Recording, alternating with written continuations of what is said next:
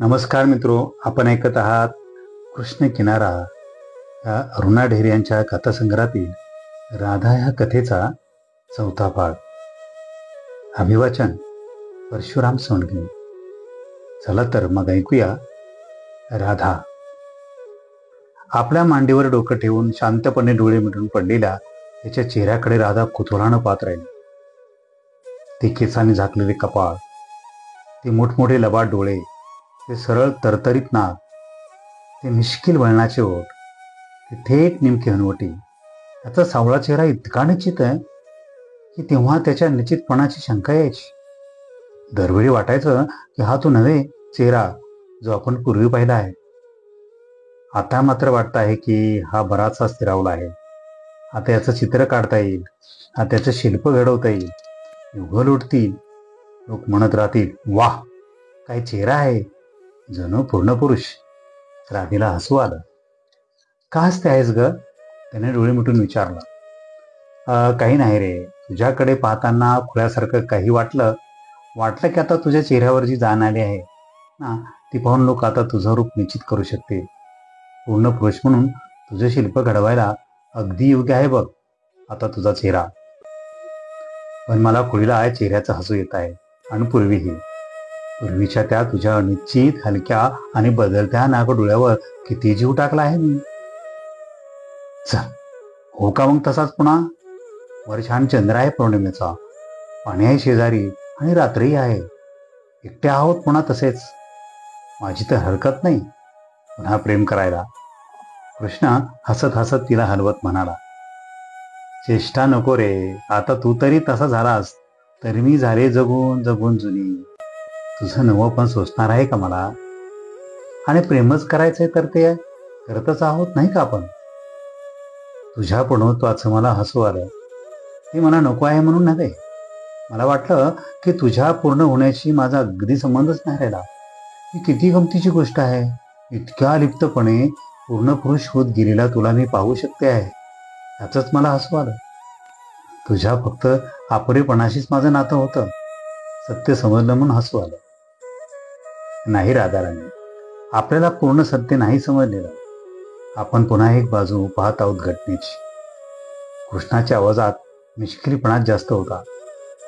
आपलं स्वतंत्र जगणं अटळ आणि आवश्यक आहे, हे तू जेव्हा सहज स्वीकारशील ना, तेव्हाच माझ्याबरोबर पुरेपणाशी तुझाही वायदा होऊन गेला. हे तुला कळलंच नाही बहुधा.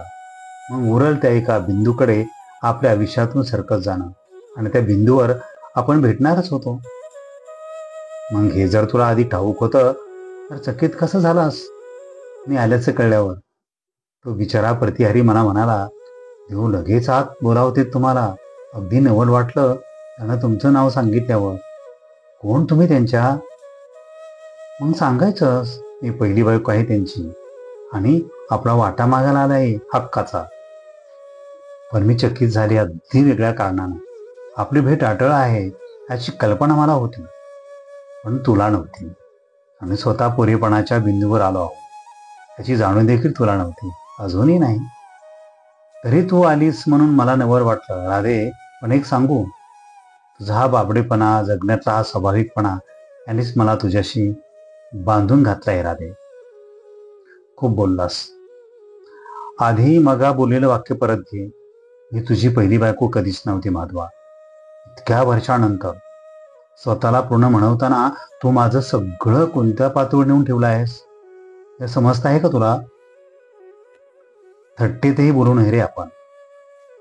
तर रागवू नकोस, अशी दुखू पण नकोस.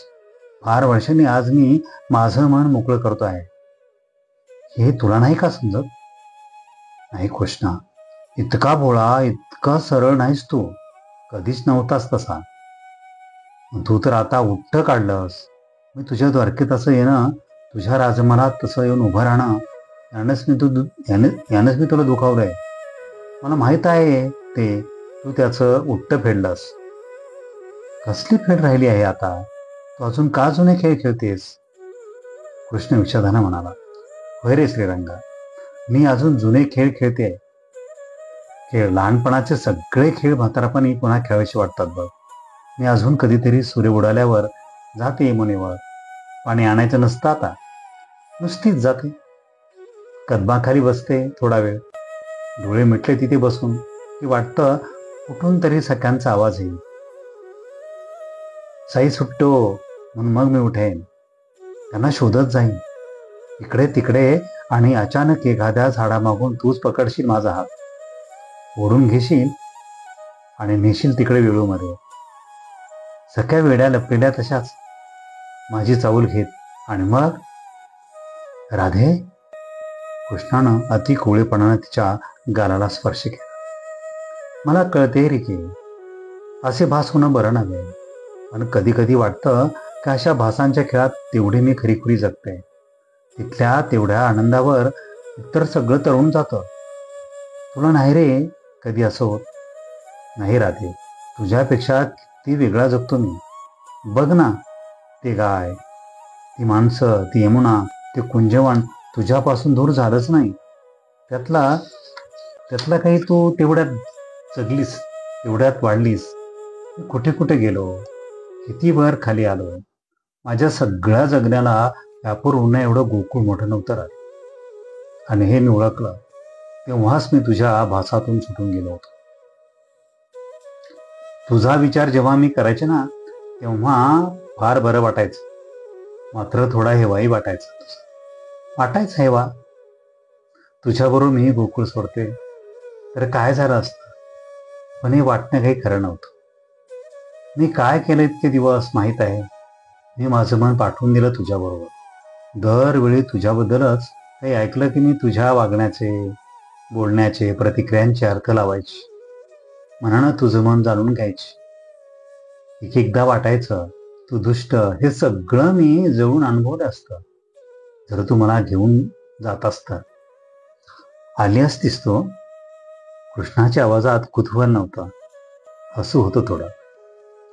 तू गेलास तेव्हा दुःखानं असा पोळला होता जीव की दरवेळी नव्या उमाळ्यानं वाटायचं मी धावलेच असते.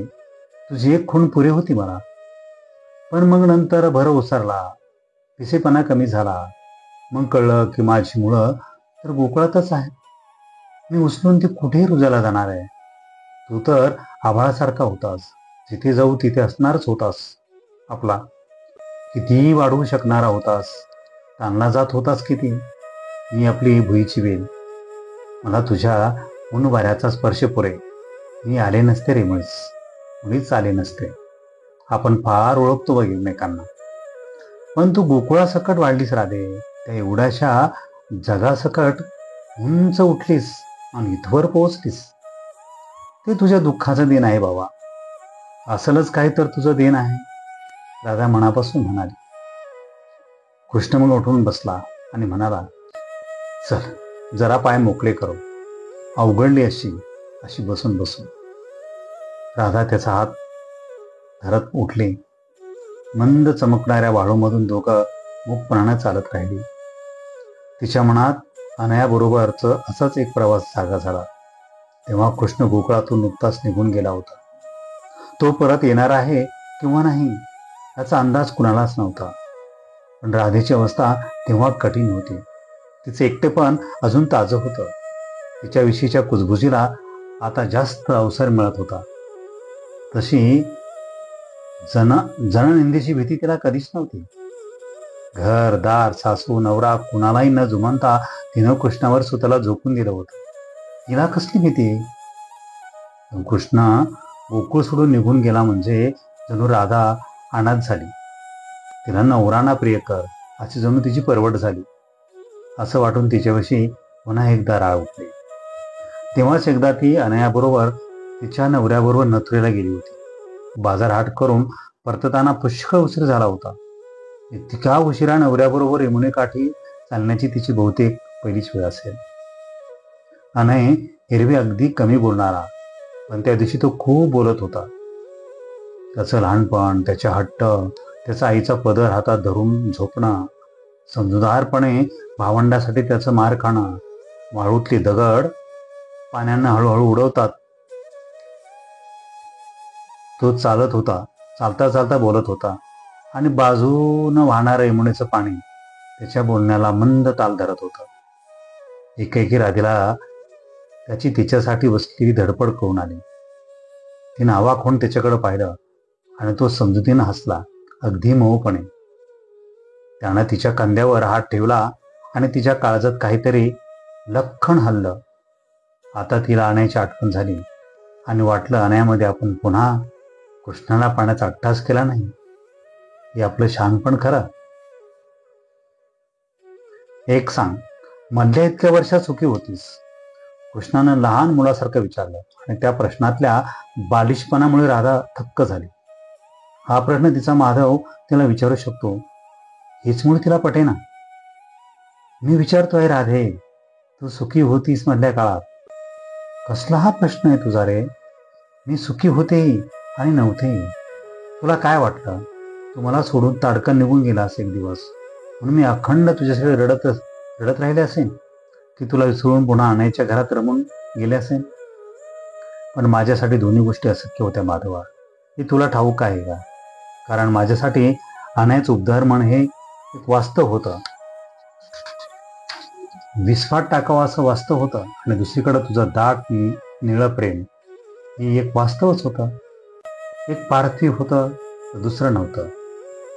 पण माझ्या मुठीत तर दोन्ही होते. मी बघ सुखी नसावं. मी का सुखी नसावं? पहिला शोकाचा उमाळा संपला तेव्हा हळूहळू मला कळत गेलं माझ्या सुखाचं रहस्य आणि मी शांत झाले. सुखीच होते रे मी, तशी सुखीच होते आणि नव्हतीच. कृष्ण हळूच म्हणाला, फार बाबड्या कारणासाठी नव्हते. म्हणजे मला ती दोन्ही प्रेम, ती दोन्ही सुख घेऊन मिरवता नव्हतं येत. वाटायचं कालंगीच्या त्या रायामधून उंच आवाजात गात सुटावं, गाईच्या गळ्यातल्या गंठाने गावं, पुन्हा सगळ्यांच्या पायातल्या पैंजनाची गावं, हातातल्या खळखळ कंकणाने गावं, सगळ्यांनी नुसतं माझं सुखच गात राहावं. कृष्ण चकित होऊन तिच्याकडे पाहत राहिला. पाहतोस काय असा? खरंच असं करता येत नाही म्हणून खूप खंत केली आहे मी. पण मग दिवस जात राहिले तसं कळलं मला देखील. कळलं की सत्य माहीत असावं मनातून, जीवापाशी नेहमी असावा त्याचा उलगाडा, पण ते उच्चारायचं नसतं. अगदी कधीतरी वेळ आली तरच. तशी वेळ आज आली. शेवटी आज आलीच. खरं आहे तुझं, पण एक सत्य तुला त्यावेळी कळलं तर तू खंत केली नसतीस. तू स्वतःच तुझ्या सुखाचं मिरवणं आहेस वय, हे तुला कळलं तर. बापरे, मी? होय की मी. माझं अस्तित्वाचं एक मिरवणं आहे. नाही रे, हे हात पाय, हे केस माझे, हा चेहरा, खरंच हे सगळं प्रेम मिरवते आहे मी कायमची. राधा स्वतःकडे पाहत राहिली. मग एकदम म्हणाली, आणि यशोदा माईनं ओळखलं होतं हे? कळलंच नाही मला इतके दिवस. कळलंच नाही बघ. आईनं? कृष्णाचा प्रश्नार्थक उद्गार राधेला ऐकू आलासा वाटला. तिनं त्याच्याकडे पाहिलं पण तो बोललाच नव्हता. ओठ काही हल्लेही नव्हते. राधेला वाटलं की यशोदेबरोबर याचं बाळपणही गेलं असं त्यावेळी समजलं आपण. पण ते खरं नव्हे. यशोदा काय आणि हा काय? माणसं अशी मुकाट्यानं आपलं सगळं गोळा करून जायची नाही. काळाला ओठ लावून आयुष्य चोखून पिणारी ही माणसं अशी उत्कट वागली की लाल रसरशीत खुणा राहतील. काळाच्या अंगावर जगण्याचं हे प्रेम विलक्षण खरंय. याला मग काय सांगायचं? आपला अजानपण असा कितीदा ह्याच्या पुढं मांडायचा? ती मुकाट चालत राहिली. किती वर्ष झाली त्याच्याबरोबर असं विसर्ब्द फिरत्याला. हा म्हणजे सर्वज्ञानी, हा लीला विशंबर, याचा चमत्कारांच्या कथा गावोगावी लोक सांगतायत. आणि एकदा सुद्धा हा माझ्याकडे आला नाही परत. कितीदा तरी भीमुनीच्या वाळवंटात एकटी बसले आहे आणि याच्या आठवणीनं जोश पडला आहे माझ्या गळ्याला. कितीदा पण सोडलं यानं मला. ते सोडलंच. कुठल्या क्षणी तू सोडून दिलास आधी मला? कधी घेतलास तो निर्णय? कृष्णानं अचानक विचारला. मी? राधेला विस्मरण धक्काच बसला. मी तुझा विचार करत होते.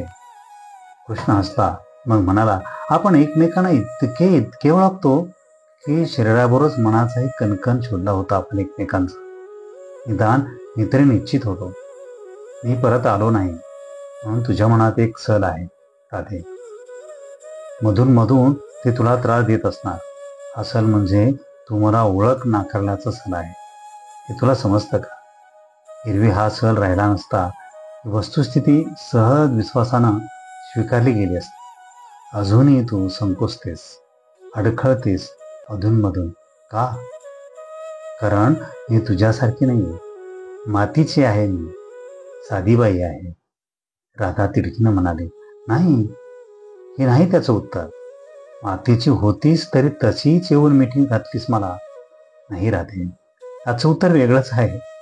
यशोदामाई काय म्हणाली होती तुला सांगितलं नाहीस तू? म्हणाली होती तेव्हा ती मरणाच्या दारात होती कृष्णा.